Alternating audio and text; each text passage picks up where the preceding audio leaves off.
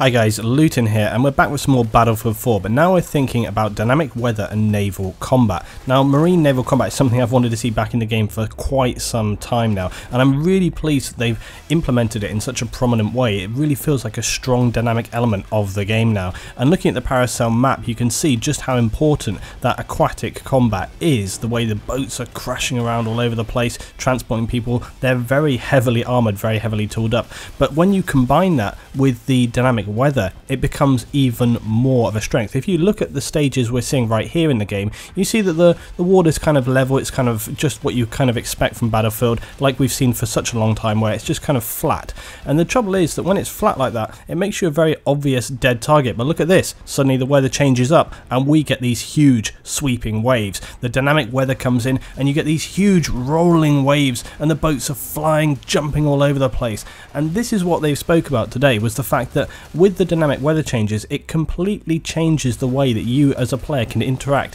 in the naval combat situation, and especially just approaching targets. When you look at this, and they were talking about, for example, jet skis. Now, jet skis are very lightly armoured, but when you now have these huge rolling waves, for sure it's going to be also very difficult to control your vehicle, because as you come up over a wave, as you hit it, you know, the power is going to push in a different way. When you look at what we saw here from the pre-alpha, and you can see the completely flat, calm water, but even then you see it's got a lot of physics, a lot of dynamic, the way the water is rolling and moving, and wait until the boat comes crashing in here like we saw. Look at that. Let's not forget the improved netcode, so we get that as well, the fact that the vehicles interact in a much more realistic way now, instead of like glitching all over the place. So that, combined with the fact that we now see the dynamic weather and the much improved water physics, which to be honest are quite astonishing. It's like nothing we've really seen before.